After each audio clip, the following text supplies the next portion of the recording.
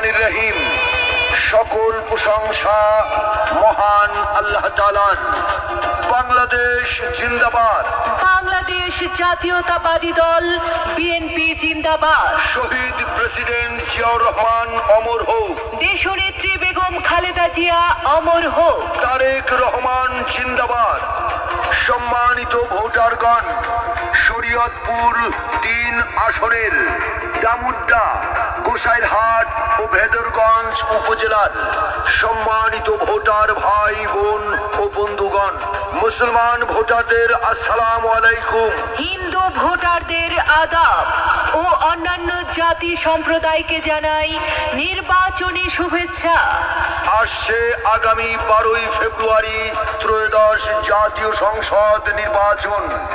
উক্ত নির্বাচনে বাংলাদেশ জাতীয়তাবাদী দল বিএনপির মনোনীত সংসদ সদস্য পদপ্রার্থী আপনার আমার কাছের মানুষ, ভোরের সূর্যের মতো চিরচেনা একজন ভালো মনের মানুষ, ত্যাগী নেতা, মৃত্যুঞ্জয়ী জননেতা।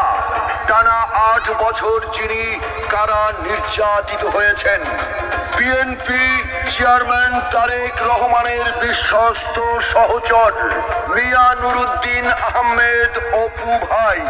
এই নির্বাচনে শরীয়তপুর ৩ আসনে ধানের শীষ প্রতীক নিয়ে প্রতিদ্বন্দ্বিতা করছেন।